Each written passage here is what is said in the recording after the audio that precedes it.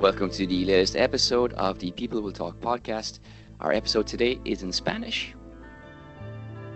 Os damos la bienvenida a todos a The People Will Talk podcast. Como os ha dicho Enda, ya este episodio es en español.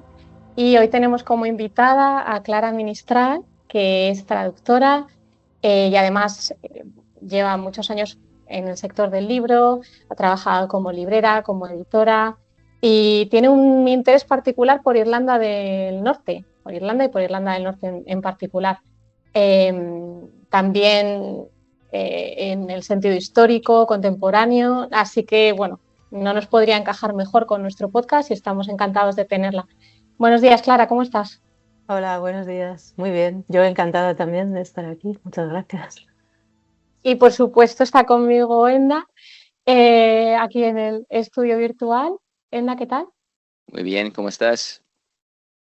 Pues bueno, queríamos empezar un poco, la verdad que siempre preguntamos a todo el mundo pues qué les ha traído a Madrid o a España, porque suele ser el caso de muchas de las personas que entrevistamos, pero en este caso, Clara, pues bueno, aunque es de Madrid, pasa mucho tiempo en Belfast. ¿Y nos puedes contar un poco, Clara, de dónde nace tu interés por Irlanda y en particular por Irlanda del Norte? Pues en realidad vino antes Irlanda del Norte que el resto de Irlanda y todo empezó por el conflicto en realidad, porque bueno, desde bastante joven, no sé muy bien por qué, es un poco extraño, desarrollé un interés por los conflictos políticos. Todo empezó, por ejemplo, por pues, las dictaduras de Chile y de Argentina, que no tenía nada que ver con mi vida, no tenía familia allí ni nada, pero como que me dio por ese tipo de temas.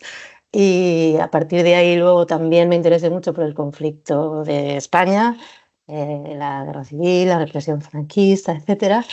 Y luego, bueno, lo que ocurría es que yo vivía en Inglaterra, viví bastantes años allí, desde los 24, 25 hasta los 30 y tantos. Entonces, dado ese interés por los conflictos, pues de alguna manera el más cercano, estando allí, pues era el de Irlanda del Norte. Entonces, a raíz de eso empecé a interesarme por esa región. Em, Luego, bueno, eso tampoco fue más allá de un interés un poco superficial. Bueno, una vez visité Belfast, etcétera, pero poco más. Lo que ocurrió después, hace unos años, es que traduje una novela de una autora norirlandesa y ahí es cuando ya empezó la inmersión total y un interés todavía mayor, ya no en el conflicto, sino en todo lo que tuviera que ver con Irlanda del Norte y especialmente con la literatura. Entonces, a raíz de traducir ese libro, que era de Jan Carlson, Los incendiarios, eh, pues empecé a leer muchísimo más, empecé a investigar, empecé a estudiar mucho más la historia, la política, etcétera. Y bueno, pues llegó a ser casi una obsesión y de ahí viene todo. Luego empecé a interesarme por Irlanda entera, claro, no solo por el norte, pero el inicio fue el norte. Y en realidad es lo que conozco bien. En el resto de Irlanda pues he estado y he pasado temporadas y me interesa mucho la literatura, por supuesto, del resto de la isla, pero nada comparado con la relación que tengo con el norte. Y claro, hablando de los libros, Wicker Books es tu proyecto literario sobre Irlanda del Norte. ¿Puedes contarnos en qué consiste? Y además, ¿puedes explicar qué significa Wicker en Irlanda del Norte? Sí. No sé si vosotros estaríais familiarizados con esa palabra. Elna, tú siendo irlandés, a lo mejor no lo has oído porque es muy del norte y además es un poco antigua. Es una palabra que significa pues, estupendo o buenísimo, maravilloso. Pero como digo, es un poco antigua o ya no se utiliza tanto. Hay gente que, incluso norirlandeses, a los que se la he descubierto yo porque ya no la utilizan, pero luego a lo mejor empiezan a preguntar y resulta que sus padres o sus abuelos sí que la utilizaban. Y bueno, Wicker Books, el proyecto, pretende ayudar a difundir la literatura de Irlanda del Norte en el mundo hispanohablante, sobre todo en España, que es de donde soy, pero en general en el mundo hispanohablante. Y bueno, pues pretendo ayudar a difundir, por un lado, lo que ya está traducido al español, que hay bastante, no suficiente, pero bastante, y también lo que todavía no está traducido y las obras que creo que nos estamos perdiendo, porque bueno, se podrían traducir más. Entonces esa es un poco la intención. Y luego, bueno, pues por extensión también dar a conocer otros aspectos de Irlanda del Norte que no sean solamente la literatura, entre personas del mundo hispanohablante. Y luego, bueno, también como traductora especializada en esa literatura, pues bueno, es también una manera de defender un poco esa especialización, porque es cierto que como traductores del inglés muchas veces se piensa que estamos igual de capacitados para traducir obras de cualquier lugar del mundo angloparlante, y no siempre es así, porque bueno, uno hay zonas que conoce mejor, lugares de los que conoce muy bien la cultura, el contexto, etcétera, y otros de los que no. Y bueno, pues esa manera de defender que, por ejemplo, a la hora de traducir una obra de Irlanda del Norte, ayuda, incluso, bueno, es necesario tener una serie de conocimientos sobre esa región que no son fáciles de adquirir si te encargan un libro, jamás has tenido ningún contacto con Irlanda del Norte y en el tiempo que tienes para traducir tienes que ponerte a hacer toda una investigación para entender ese contexto. Entonces, bueno, pues también defiendo un poco la importancia de conocer el lugar a la hora de traducir su literatura. Hemos comentado en yo incluso en el podcast sobre pues esa traducción que hace Juan Ramón Jiménez de Rise to the Sea, ¿no? En que habla, en que ese dialecto que tienen en las, bueno, en Aran Islands, ¿no? Pues lo transforma o lo utiliza el andaluz para hacer un equivalente. Y bueno, pues también se le criticó mucho, ¿no? Por hacer esa transposición y tal. Pero bueno, es un tema bastante interesante que nos daría para mucho el cómo traducir dialectos, expresiones locales y si dejarlas así o, Ujú. o localizarlas, adaptarlas al idioma. Pero bueno, el caso es que tú en tu base de datos de Wicked Books, en la página web, pues recoges literatura norirlandesa que está traducida al español y es un recurso que nos parece muy interesante porque realmente no lo hemos visto en ningún otro sitio, eh, específicamente además para Irlanda del Norte. Y nos gustaría saber si cuentas con algún tipo de apoyo. ¿Es un proyecto que ha surgido de ti solamente? ¿Tienes también pues una financiación o un apoyo institucional por parte de alguien? No, que va, nada de nada. Es un proyecto personal. Ojalá algún día alguien quiera apoyarlo, pero no, esto surgió, la base de datos en concreto, porque yo estaba haciendo un máster sobre, bueno, una vez más, sobre conflictos y derechos humanos, y mi trabajo de fin de máster yo quería hacerlo sobre algo que tuviera que ver con la literatura. Em, Aunque se salía un poco de la temática del máster, bueno, a mi director le pareció bien y yo quería combinar un poco pues, mis dos intereses. Y en principio iba a hacer un trabajo sobre la recepción de literatura norirlandesa sobre el conflicto en España. Entonces lo primero que tenía que hacer era investigar qué había traducido, qué nos había llegado de Irlanda del Norte. Entonces es cuando empecé a hacer esa base de datos para ese trabajo. Después el trabajo cambió absolutamente, acabé haciéndolo sobre un tema que no era ese, pero ya tenía hecha, bueno, gran parte de esa investigación. Y bueno, pues esto era un Excel que yo tenía, que no iba a hacer nada con ello en realidad. pero cuando creé el proyecto de Wicker Books pensé, bueno, ¿por qué no lo incluyo en la página web? Lo pongo a disposición de quien pueda utilizarlo, a quien pueda interesarle, ya sea pues gente del mundo académico o editores que a lo mejor quieren saber qué hay traducido, traductores. Bueno, en lugar de tenerlo yo en mi ordenador sin hacer nada con ello, pues dije, ¿por qué no lo voy a poner ahí? Y bueno, pues ahí está, lo voy ampliando. No es exhaustivo, estoy segura de que faltan algunos libros porque no es fácil siempre encontrar qué ha sido traducido. Entonces de vez en cuando todavía encuentro alguno y lo voy añadiendo y por supuesto cada vez que se publica algo nuevo, pues también. Y bueno, pues ahí está para quien pueda encontrarlo útil. También incluyes una serie de obras que, sin ser de autores de Irlanda del Norte, tienen temática norirlandesa. Entonces, ¿qué crees que ha atraído a esos autores a centrarse en esta zona? Pues supongo que depende mucho. Cada autor en concreto tendrá sus motivos, su relación con Irlanda del Norte.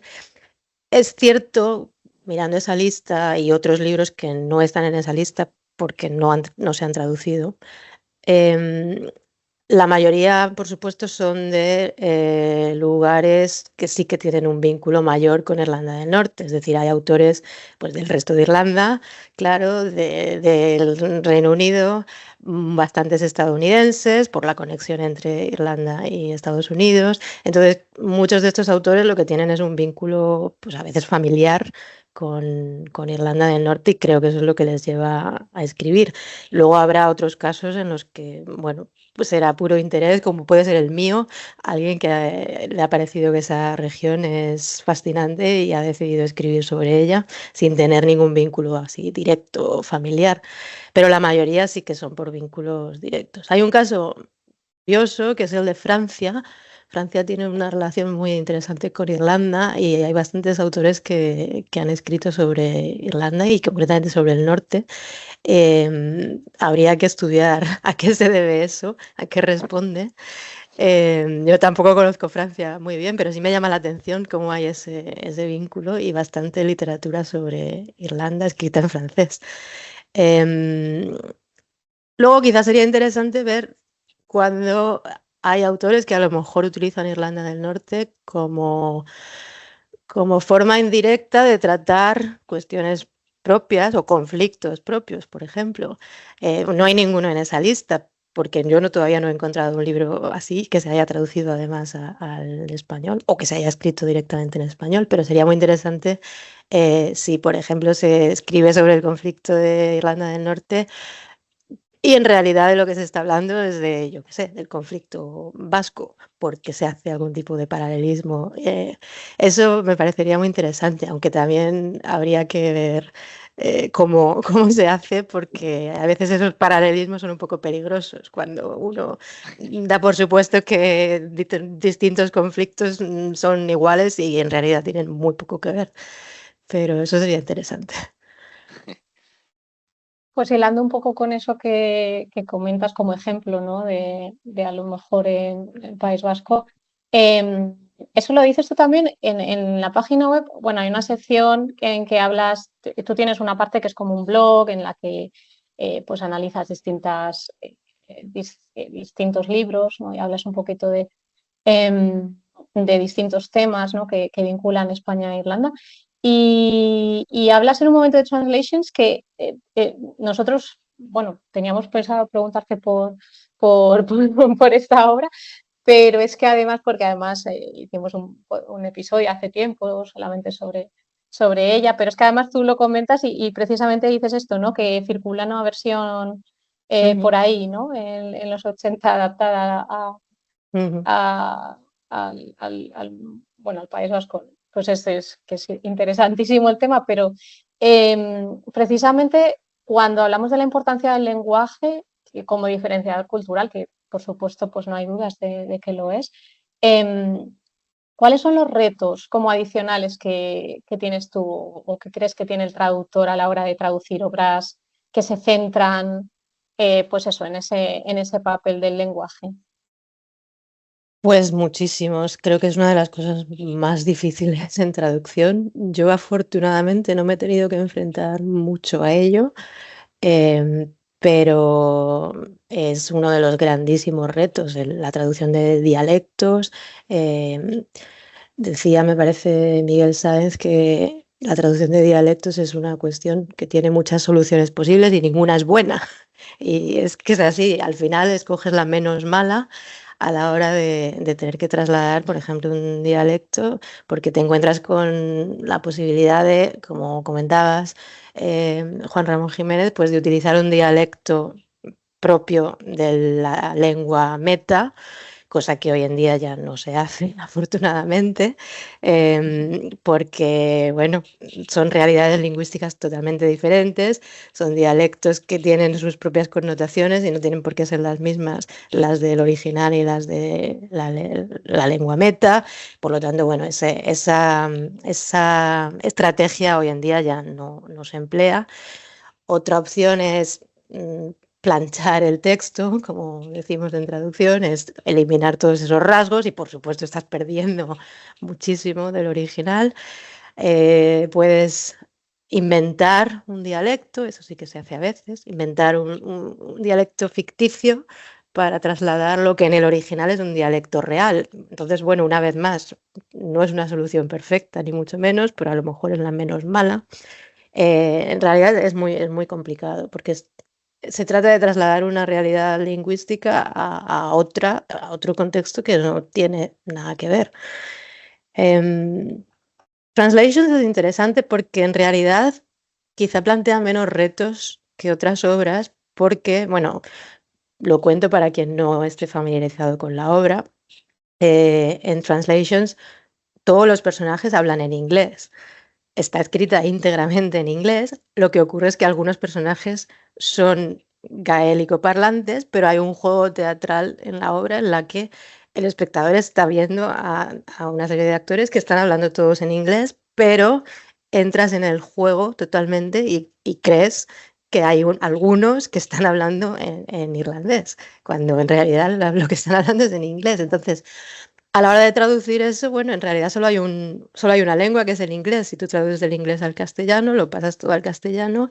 Y bueno, no quiere decir que sea perfecto. Y además, bueno, estás haciendo un salto al español cuando en el original la lengua que están utilizando sí que es la de parte de esos personajes.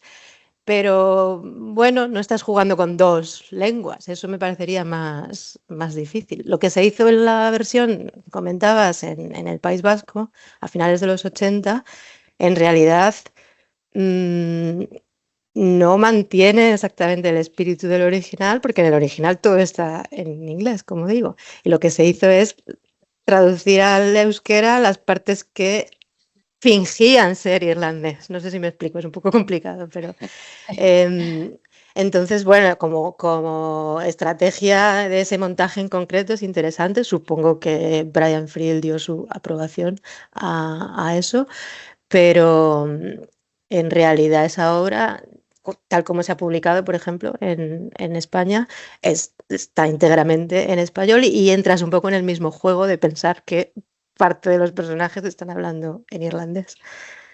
Pero bueno, es un tema muy peliagudo. Se podría hablar, como decías antes, durante horas. De hecho, hace unos años hicimos un podcast sobre Brian Friel y Translations y es uno de nuestros episodios más populares. Y para mí como neerlandés es fascinante ver cómo los protagonistas en la obra, ¿no? Tienen el reto bueno, la situación de perder su idioma y la resistencia también puede ser algo pequeño como aceptar que es difícil frenar el proceso, pero podemos hablamos inglés británico, hablamos inglés hiberno, ¿no? De nuestro país y también tiene una influencia del gaélico y es sorprendente para extranjeros a veces que no saben que hay muchas maneras de hablar inglés. Por eso me gustó cuando dijiste angloparlante antes, porque refleja que hay muchos países, ¿no? que hablan inglés, pero no son británicos ni los de los Estados Unidos. Y hablas también de inventar un dialecto, que es curioso porque el viernes pasado lanzamos un libro de cuentos y el señor, que es irlandés, inventó el gálico que aparece en el libro porque no recuerda el idioma porque ha pasado demasiados años aquí en España. Pero como recurso literario también funciona a veces. Bueno, estoy liando un poco. Voy a preguntarte algo antes de hablar más. Vale, hablando de los idiomas, en tu opinión, ¿es muy importante el gálico irlandés en la literatura de Irlanda del Norte? Y en concreto, ¿te interesa aprenderlo también? Me interesa aprenderlo, lo he intentado de hecho, pero con un sistema que no me gusta nada, que es Duolingo. Entonces he abandonado. Después de meses que sí que aguanté, al final lo he dejado porque no me gusta nada el método ni me parecía que estuviera aprendiendo gran cosa. Quiero aprenderlo de otra manera. Sí que me gustaría pues apuntarme a clases más convencionales y en persona y con un profesor y no con un móvil delante, y ojalá avance porque de momento mi nivel es absolutamente pésimo. ¿Cómo de importante es el gaélico irlandés en la literatura de Irlanda del Norte? Pues es muy minoritario por motivos históricos. Quien sepa un poco sobre la historia del irlandés en toda la isla y concretamente en el norte, pues sabrá que a día de hoy es muy minoritario porque, bueno, desde la creación de Irlanda del Norte en 1921, a lo largo de las décadas siguientes, no se incentivó en absoluto el uso del irlandés, sino todo lo contrario. Se reprimió y entonces casi podía haber desaparecido de no haber sido por la labor de protección que hicieron algunos, pero siempre eso de una manera muy minoritaria. Entonces, escribir en gaélico irlandés en el norte era e incluso es un acto de resistencia realmente, y teniéndolo todo en contra, sin un apoyo público a la lengua. Entonces, ese es el motivo de que haya poca literatura en irlandés. Es cierto que las cosas quizás están cambiando. Bueno, después del conflicto se empezó a, por lo menos, si no a promover, sí a tolerar el irlandés de una manera que no se hacía en las décadas anteriores. Y bueno, hasta el punto de que ahora, desde hace un par de años, por fin hay una ley del irlandés que ha hecho que el irlandés sea oficial en el norte. Por lo tanto, quizá a raíz de esto, pues empiece a haber más apoyo, quizá más apoyo a la creación literaria en gaélico irlandés, quizás empiece a haber un crecimiento en ese sector, pero ahora pues sigue siendo muy minoritario. Sí que es cierto también que como yo no lo hablo y no me muevo en los círculos, digamos, gaélico parlantes, pues a lo mejor tampoco estoy yo enterada de todo lo que se está haciendo en ese campo, claro. Estoy segura de que hay gente escribiendo en esa lengua y habrá, bueno, un pequeño sector dentro del mundo editorial a lo mejor, pero yo tampoco estoy expuesta a ello porque no hablo la lengua. Cuando aprenda, a lo mejor descubro que ahí están pasando más cosas de las que me creo, pero bueno, creo que sí que es innegable que por ahora es un sector muy pequeñito dentro de lo que se publica. Yo creo que hayas dicho muchas cosas interesantes, Clara, porque, bueno, por una parte lo de Duolingo, por cierto, Enda me estaba diciendo ayer que ahora incluso se convalida, ¿no? A nivel universitario ¿Ah, puede sí? servir para probar tu nivel, ¿no? Eso me decía Ah. Senda. Así que, bueno, tampoco tan catastrófico el Duolingo. Bueno, pues me sorprende. Pues, Oye, hay a quien le encanta, ¿eh? No, esto es una cosa personal. Yo creo que no he sí, aprendido mucho después de meses de usar sí, Duolingo. bueno, es más un juego, ¿no? Un Sí. entretenimiento que otra cosa. Pero otra cosa que me parece interesante de lo que has dicho es que, bueno, aparte de describir una realidad que es obvia y, bueno, muchas veces nos gusta también preguntar para sacar estos temas y hablar de ellos, ¿no? Aunque más o menos pues tengamos nuestro punto de vista, si los oyentes habituales del podcast sabrán que estarán más que acostumbrados a escucharnos hablar de todo el contexto histórico y bueno, pues la importancia de la lengua, la represión de la lengua, etcétera, que son temas muy recurrentes en nuestro podcast. Pero bueno, lo que comentabas también del entorno, ¿no? De lo que escuchas tú en tu entorno, y eso me ha parecido interesante, porque es verdad que el lenguaje muchas veces, la percepción que tenemos del lenguaje se basa mucho en nuestro círculo de hablantes y en el entorno que tenemos alrededor, ¿no? La percepción de uso o no uso y el porcentaje, ¿no? De uso en entornos, ¿no? bilingüistas. Me estoy enrollando yo también, porque me parece súper interesante el tema, pero vinculado un poco a esto, en realidad otra cosa que te queríamos preguntar es sobre la industria editorial, porque obviamente pues con Ibernia, cuando empezamos, antes de fundar la editorial, a investigar un poco más en profundidad el contexto de la industria editorial en Irlanda, es verdad que muchas veces se ve muy absorbida por el Reino Unido, ¿no? En muchos casos, pues también los distribuidores, las mismas editoriales, es como una pequeña filial o completamente dirigido desde Reino Unido, ¿no? Que es una verdadera pena. Y bueno, aquí tenemos el proyecto de Wicker Books, que está intentando diferenciar no ya la literatura irlandesa, sino la literatura norirlandesa, ¿no? Por sí misma. ¿Crees que hay un espacio para hacer eso, para hacer esa distinción? ¿Y cuáles son los rasgos que tú crees que pueden ayudar a diferenciar la literatura de Irlanda del Norte? Pues sí, sí creo que hay un espacio y creo que lo ha empezado a ver más en los últimos años por un motivo muy curioso y un poco triste, que ha sido el Brexit. El Brexit, de alguna manera, ha puesto Irlanda del Norte en el mapa de una manera que hace 10, 15 años no estaba. Lo dicen algunos autores de aquí, que el Brexit, bueno, que para muchas cosas ha sido muy malo, pero que también les ha traído, bueno, atención por parte del resto del mundo. Entonces, está ese factor. Luego, a la hora de distinguir la literatura de Irlanda del Norte del resto, no creo que formalmente sea distinta, aunque bueno, también se podría discutir esto, porque, por ejemplo, la autora Jan Carson, que escribe realismo mágico, siempre utiliza ese estilo, ese género. Ella dice que lo hace en parte porque Irlanda del Norte es un lugar tan peculiar y tan extraño que el realismo se le queda corto para reflejar el contexto norirlandés. Entonces, bueno, a lo mejor por ahí se podría tirar y ver si incluso eso, a la hora de escoger un estilo como el del realismo mágico, si esto responde también a la realidad de Irlanda del Norte. Pero bueno, aparte, eso quizás son excepciones. Creo que formalmente pues, no hay una gran diferencia entre la literatura del norte y la del resto de Irlanda o la de la isla vecina.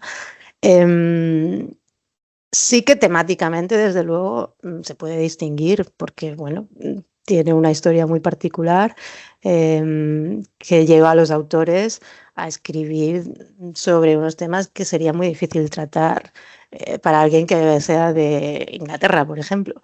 Entonces, bueno, pues hay muchas cuestiones identitarias en la literatura norirlandesa. Es una literatura bastante política, de una manera que no siempre lo es la del resto de la isla, por ejemplo. Por supuesto, pues muchas obras tratan el conflicto y el posconflicto. Todo eso creo que sí que le da unos rasgos particulares a la literatura del norte. El humor del norte también es interesante, también puede que le dé otro tono a muchos de los libros.